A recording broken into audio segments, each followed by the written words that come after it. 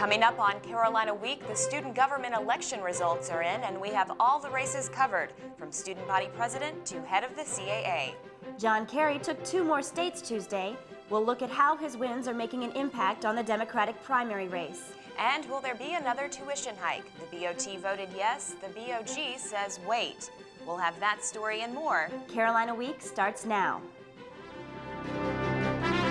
From the School of Journalism and Mass Communication at the University of North Carolina at Chapel Hill, this is Carolina Week.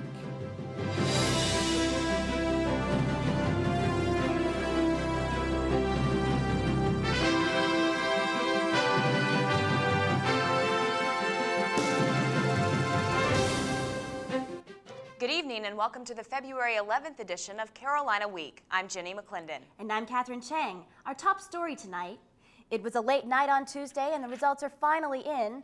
Some student government races ended, but one race has another week to go. The 2 runoff candidates in the student body president race are Matt Calabria and Lily West. Calabria made the runoff with 24.6% of the vote, and West was the top vote getter with 27.4%. Carolina Week's Courtney Robinson tells us the candidates were already back on the campaign trail less than 12 hours after the results came in. It's Wednesday, and runoff candidates Matt Calabria and Lily West are back in familiar territory. Tuesday night, the 2 learned the old saying, "No rest for the weary," was about to have special meaning for them. In the runoff, we'll have Matt Calabria with 24.6% and Lily West with 27.3%. I was probably so nervous that I didn't even feel nervous anymore, because you're just like, well, there's nothing I can do about it now. Just ecstatic. Right before the announcement, I held on to my friends around me, my campaign manager. I was as nervous as I was tired. The 2 took the night to regroup with their campaign staffs and catch up on something they've had precious little of in the past few weeks. I went to bed. I was tired. I was tired.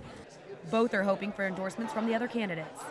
It's something that always becomes the topic of conversation really quickly. I've talked to a couple of the candidates, but as far as of right now, we just sort of let them have their night to sort of recuperate and everything, and we'll be talking to them today. Candidate endorsements are a very big issue, and but I think on the other hand, it's important to know that these other candidates, first, they might not want to make an endorsement, and second of all, that's entirely their decision. Less than a week to go now, and until next Tuesday, it's all or nothing. In Chapel Hill, I'm Courtney Robinson, Carolina Week. We'll have full coverage of the runoff next Tuesday during our runoff election special, live from Carroll Hall. That starts at 10 p.m. right after the polls close. While Calabria and West gear up for one final week of campaigning, the current SVP is nearing the end of his time in office. Carolina Week's Dana Hackett takes a look at the presidency of Matt Tepper, who came into the office with some big goals. Tepper started delivering those goals last summer. He lobbied at the state capitol, asking legislators to maintain university funding while balancing the budget. Some of Tepper's major accomplishments this year include completing the student wish list, recruiting more than 2,000 students to register to vote during a voter registration drive, and boosting students' voices on campus and through the community. Tepper says he's happier with some of the smaller accomplishments of his administration. He had this bike pump installed here at the Student Union to make life easier for students. And it's something that everyone sees and everyone knows, like, oh wow, it's great to have this here. It's really cool. But some of Tepper's work hasn't been so rewarding. His talks with the Board of Trustees and his attempts to prevent a tuition increase weren't successful. I think that needs to be reiterated next year and continue to pressure the legislature to finally adopt a tuition philosophy that's not going to spike every year, something that's going to be stable and we're going to be able to plan for. Tepper's newest project is a weekly radio talk show. Tepper says he started it in an effort to reach out to the campus community. His recent interview with the SBP candidates gave him a taste of what they plan to do differently if they take over his position. It's part of the whole rhetoric of campaigning every year. You're going to have to, they're not going to get elected if they don't want, they don't want to improve things. So I think it's great that they're saying that they want to improve things and make things better and improve relationships with different organizations. And improvement is what Tepper says students should be looking for. Hopefully the student body will vote for the candidate that will really be there and improve the things that they say that they're going to improve. And next year we'll be in the same position, and the new student body president will be talking about all their great accomplishments, and we'll have another good year of student advocacy. Tepper's end of the year means a new beginning for the new student body president. In Chapel Hill, I'm Dana Hackett, Carolina Week. The new student body president will take office in April. Student body president wasn't the only office up for grabs Tuesday night. There were 4 other big races, and here are the results. Jovian Irvin and Becca Frucht are the new senior class president and vice president after getting 53.35% of the vote. William Keith easily won the race for CAA president with 91.1% of the vote. And in 2 uncontested races, Colin Scott is the new Residence Hall Association president, and Jennifer Bushman won the race for Graduate and Professional Student Federation president. The only referendum on the ballot passed overwhelmingly with 75.6% voting yes. The referendum proposed the addition of a $1,000 award to an employee as part of the Student Undergraduate Teaching Awards. There will now be 10 awards given each year, 3 to professors, 6 to teaching assistants, and 1 to a university employee. Senator John Kerry's success continues in the presidential primary elections. The Massachusetts senator finished first in both Tennessee and Virginia Tuesday. Senator John Edwards came in a distant second, despite his hopes to take the southern states. General Wesley Clark finished third. He says the outcomes of these primaries forced him to withdraw from the presidential race. The next primaries are this weekend in Nevada and next week in Wisconsin. The story of proposed UNC tuition increases has taken another turn. A university that outpaces the rest of the nation in tuition and fee increases is neither sustainable nor practicable for the families of North Carolina.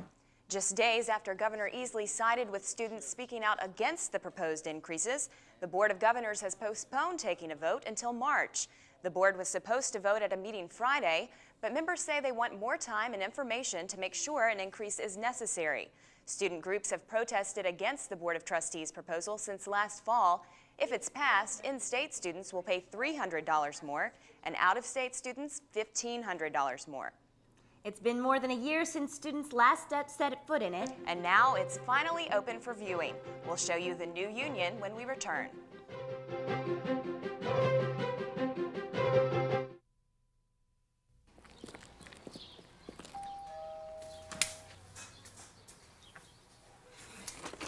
Mrs. Abruzzo, I'm Ed McMahon, and we're signing up people for... Yes, I am. Yeah. Mr. Murphy, Ed McMahon. We're starting up... No. Dreams really do come true. No. Yes, Ed McMahon, see. Ed McMahon. Yes, Ed McMahon. We're having our first Ed ever... McMahon. Yes. Tuesday night at the high school. We're starting up the neighborhood watch in this area, and here's all the information. Stevie, get down here, please. No, it's just... 5, 6, 7, 8. No tango dinero. Neighborhood watch. We're having this neighborhood watch, the first one. Right. I'll come back. Bye-bye. Bye-bye. Thank you. Start a neighborhood watch. It's just one of the many ways you can help make America stronger. To find out how, call or log on for this free guide. 2 suspects are wanted in connection with 2 unrelated sexual assaults in Carborough. Police released this sketch of a man believed to have raped a woman in her apartment off Highway 54 in Carborough Monday night. Police say the suspect broke a window to get in, and when the woman tried to fight back, he tied her up and raped her. The other incident in a different apartment complex off 54 happened when a man entered an apartment through a sliding glass door and inappropriately touched a woman. And it's back. The newly renovated student union reopened its doors Monday. Chancellor Meeser spoke briefly before student leaders cut the wrapping off the union. The Alpine Bagel Cafe was the first stop for many hungry students, while others went straight for the free food.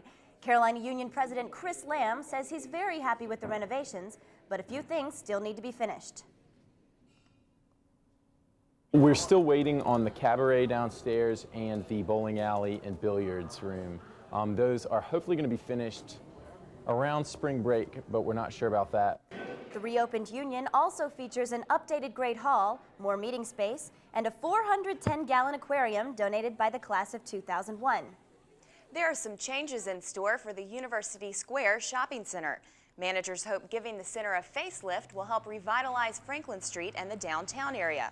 At the heart of the makeover, the 8,000 square feet of retail space facing Franklin Street. The details aren't set in stone, but several new stores will open up and the outside will get a new look. These awnings will soon come down.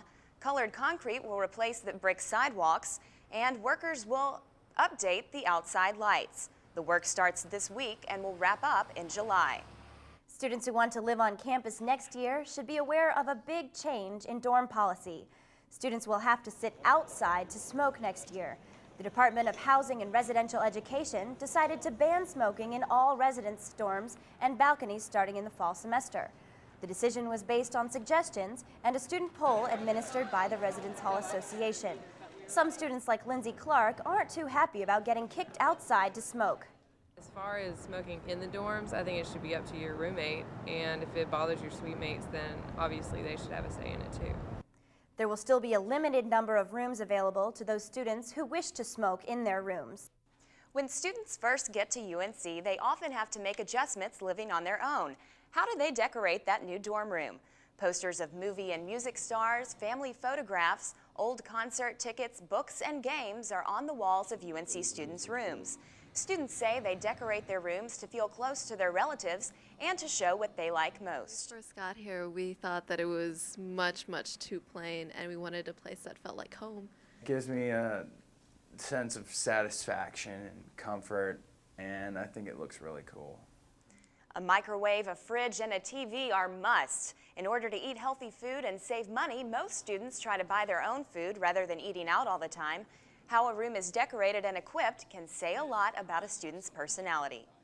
Interest in UNC basketball is on the rise this year, and so is ticket scalping. DPS Major Jeff McCracken says officers have cited 11 people for the misdemeanor offense of selling tickets for more than $3 above their face value this season. There have also been incidents involving counterfeit tickets and students selling non-transferable student tickets. McCracken says officers just want to help out fans. We hope we're starting to get a handle on that situation and make it so that people can come to the games without feeling like they're being accosted by ticket buyers and sellers every time they turn around. And that's our goal, is to just eliminate the problem. Last year, Student Congress passed new policy measures to ensure only students can use student tickets. Now, students must present a valid UNC One card to enter the games. Weathercaster Kelly Mahoney joins us now. Kelly, I heard a dirty rumor that mentioned the S word earlier, and I'm hoping it's not true. Well, it is true, and I can say right now that the snow is already on its way. It is en route by way of Georgia and already portions of South Carolina, actually. For now, let's just say that Thursday afternoon's walk back from class could be a little bit snowy, but I will have a lot more details on that in just a minute. But first, I wanted to go to this week's weather question, which is, what does melting snow tend to do to surface temperatures? Does it cool them, warm them, or maintain them? We'll have that answer, as well as the Carolina Week forecast, when we return.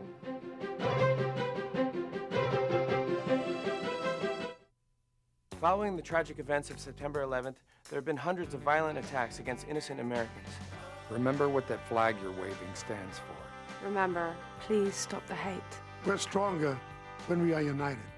Remember what that flag you're waving stands for. One nation under God. Indivisible. With liberty and justice for all. In America, there's either room for everyone, or it's not America. Don't pick the wrong fight.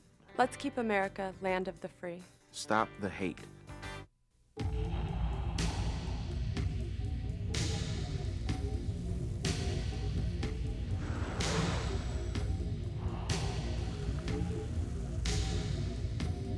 If you think there's a difference, you're dead wrong. Alcohol kills more people under 21 than heroin, cocaine, and every other illegal drug combined.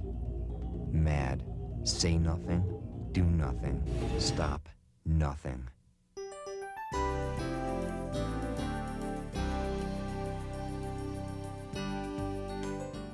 Hi, and welcome back to Carolina Week. Well, we have a lot to talk about this week weather-wise, and first and foremost, do we have more winter weather on tap? Well, the answer to that is yes, and we'll have a lot more details in just a little bit. But all is not lost, as when we do head toward the weekend, we'll see a clearing trend and a return to more seasonable temperatures. So the remainder of the weekend looks nice, but we do have a lot to talk about first as we begin to head into the weekend. If we start out by taking a look at the satellite map, we can see the main feature is a very active southern branch of the jet stream. We have thunderstorms firing over portions of Texas. These storms, combined with this very active portion of the jet stream are combining to focus this storm center right along the southeast. That's going to continue to move northeastward in North Carolina, and with that, it's going to bring our region with a very good chance of widespread snow showers over Thursday and Thursday afternoon.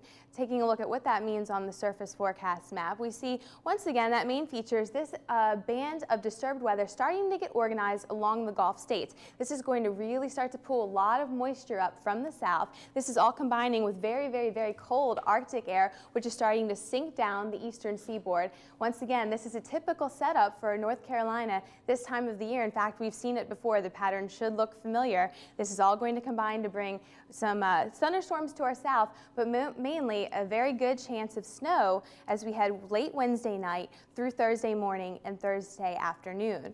Now, right now, the National Weather Service actually has already issued a winter storm warning for Wednesday, like I said, late Wednesday night into Thursday and extending all the way through Thursday afternoon. This is going to be a predominantly snow event for Chapel Hill and portions north and west of the Triangle. Snow could be heavy at times, in fact, and 2 to 4 inches are possible over a widespread area, but I want to go ahead and mention there's a very good chance of some isolated pockets of even heavier amounts, as this is the nature of this storm. To our south, we're going to be switching back from rain and snow, and the characteristics of a system like this is, once again, for some isolated pockets of even heavier snowfall. But this is the general ballpark figure for right now, and that's what's in the official warning. But once again, stay tuned to NOAA and the National Weather Service, because the situation will continue to evolve through Thursday.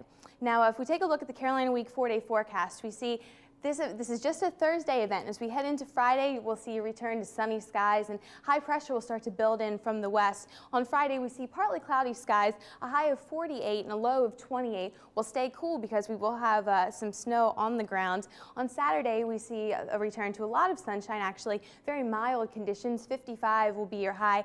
33 will be the overnight low. Sunday, we start to see clouds thicken up, as I hesitate to even say we start to see a chance of another winter weather event Sunday night into Monday. Right now, we'll just go with clouds and a high on Sunday of 42 and on Monday of 40. Well, if you're looking to get out of town for this Valentine's Day weekend, heading down to the beach looks pretty nice down there, actually. Quite mild and less of a chance of precipitation throughout the weekend. High on Saturday will be 58 degrees with a low of 36. Sunday, again, those clouds start to thicken up a little bit as the next system approaches. A high of 56 and a low of 38. If you're thinking of getting out to the mountains and seeing what's going on out there, on Saturday and Sunday, actually, mostly cloudy skies will be the story. High on Saturday of 44. Low is getting pretty chilly this time of the year. That's normal, 25 degrees. 45 on Sunday and 27 is the low. If you're heading out to the mountains to do some skiing, really nice skiing conditions this weekend as temperatures will be in the 40s, and both Appalachian and Sugar Mountain are pretty much operating at their full capacity with all trails open and a pretty nice snow base of packed powder. So that looks like a good bet. And speaking of snow, does anyone want to guess what melting snow does to surface temperatures? I'd rather not speak about it at all. Maybe if we don't talk about it, it'll go away. I don't know. Luke, any ideas? I'm going to guess and say A, it cools them. It does cool them, and that's kind of what you would think, but it actually goes beyond just the idea of, well, there's snow on the ground, and so the temperature will be cooler. Melting is actually a cooling process. It absorbs heat, so as snow continues to melt, we continue to see surface temperatures decrease. So that's something to think about as we head into a potential winter weather event over the next couple of days. All right. Good news maybe for those people who want to stay inside and cuddle with their Valentine. Exactly. That is good news. And Luke Notestein joins us now with sports. You can also stay inside during that snow and watch some Carolina sports. Hey, if you can watch sports with your Valentine, then that kind of kills 2 birds with 1 stone. That'd be good. Well, the Dean Dome will host the biggest game of the year in UNC women's basketball this weekend. I thought about asking a Duke player to be my Valentine, but oh, no, thank you. We'll have a preview of the Lady Tar Heels matchup against number 4 ranked Duke when Carolina Week returns.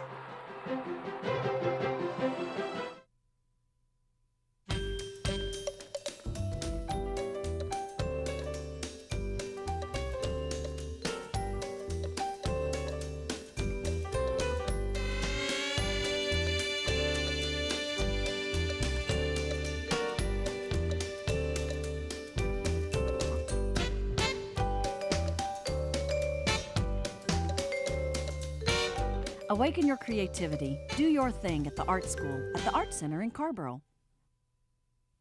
Introducing the all-new Enclave, It's a minivan to the max, with features like remote control sliding rear doors, 150 cable channels, a full sky view roof, temperature-controlled cup holders, and the 6-point navigation system. It's the minivan for families on the go.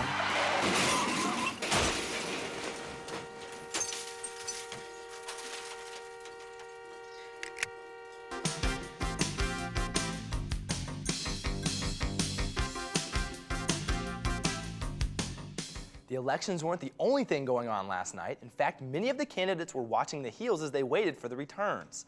The men's basketball team was in Atlanta to take on number 15 Georgia Tech Yellow Jackets. It was a battle for sole possession of third place in the ACC, and at least 2 players came out to play.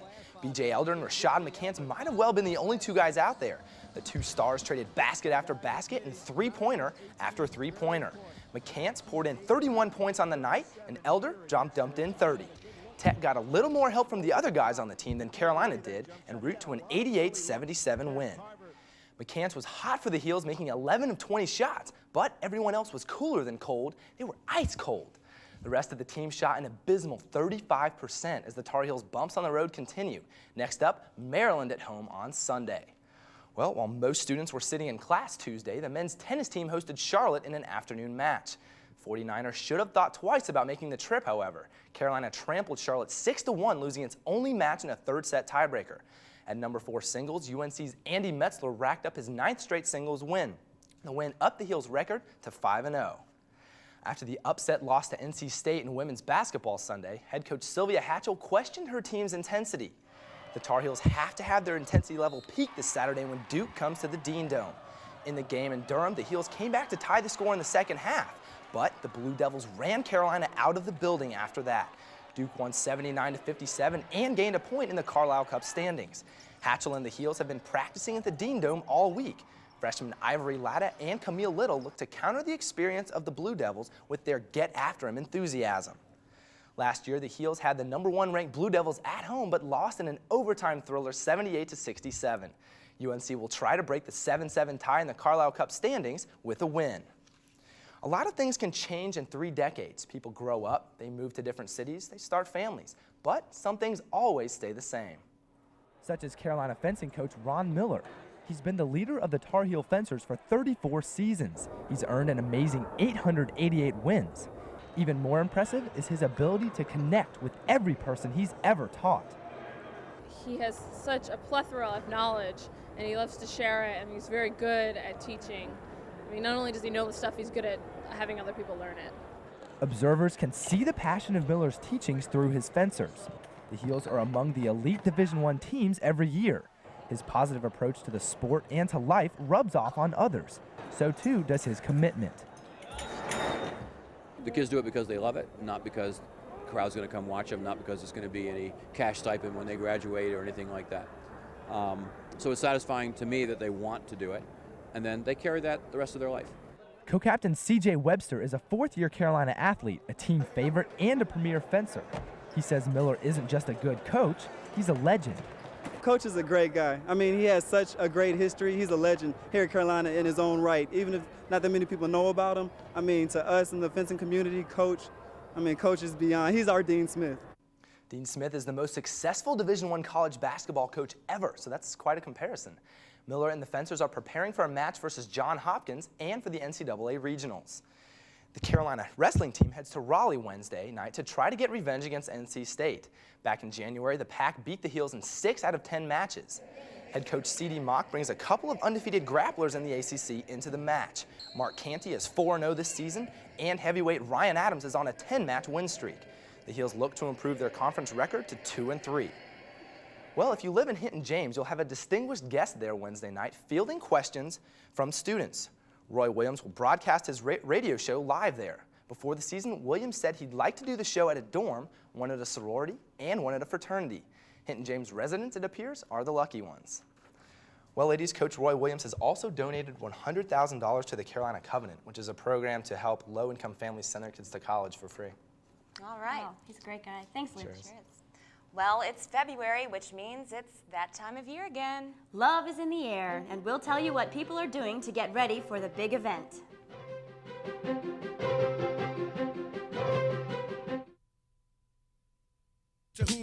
concern, I'm hurting. All I done heard is blood curdling curses. Mama pops are berserking again while I'm burning up in the furnace and searching for the explanation for what I did to deserve to get deserted and then repeatedly beaten in the face with my worthlessness. No sense of purpose. It got drowned, and I doubt if you were to open my mind and step inside it right now, you could even feel what I'm talking about. Cause for the pain in my veins, the words can't explain, and the hate is mounting, and I can't contain it. I'm bound to break out in the days I'm counting, and I'm sick of the shouting, man. I'm about to just. Animal cruelty, human violence. Break the connection. If you have a story idea, contact Carolina Week at 843-8292. You can also visit us online at carolinaweek.org. If you have questions about this program, write Carolina Week at Campus Box 3365, UNCCH, Chapel Hill, North Carolina, 27599. When you think about hand-to-hand combat, battle zones usually come to mind, but hand-to-hand combat on Franklin Street? A bar known as The Cave recently hosted its first triangle area rock, paper, scissors tournament. Almost 40 people came out to try their hands at this age-old game. Contestants use a variety of styles and strategies, and the rules are very strict. Competitors stand 1 to 2 feet apart. Winning 2 out of 3 throws takes the match. It was child's play for some, but for others it was knockdown, drag out. The winner took home bragging rights and a $38 cash prize. Not bad for a kids' game. And it's 100 days until graduation, and seniors are already celebrating. Free donuts, prizes, and the cliffhangers all helped mark the occasion Wednesday in the pit. The General Alumni Association sponsored the event, and seniors were given the opportunity to join the GAA for half price. Graduation is May 9th. Applications for graduation are due this Friday, February 13th. Roses are red. Violets are blue. Valentine's Day gifts on Franklin Street are waiting for you. Tiffany Goings tells us more about what's in store for the holiday. Looks like Valentine's Day.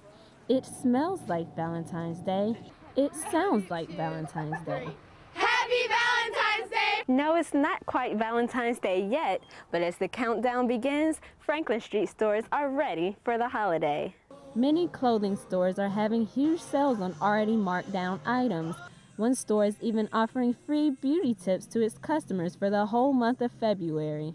We're doing a lot for Valentine's Day. We have free makeovers, and for tanning, we have free shots of tanning lotion, and all of our winter stuff is half price. Clothing isn't the only hot item on Franklin Street for Valentine's Day.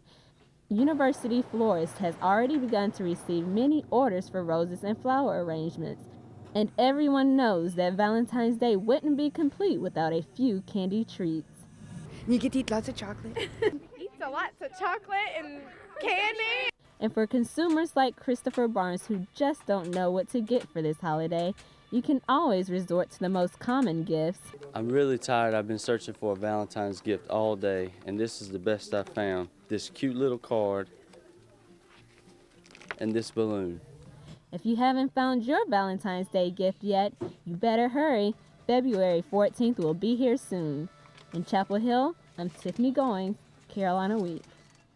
You know, Valentine's Day is just a couple days away. And hard to believe. Yeah, I do remember having gotten some kind of cheesy cards myself. Well, I got my own cute little card. This one's from our producer, Jane Choi, and so far this is my only Valentine, but I'll keep my fingers crossed that I might get something else.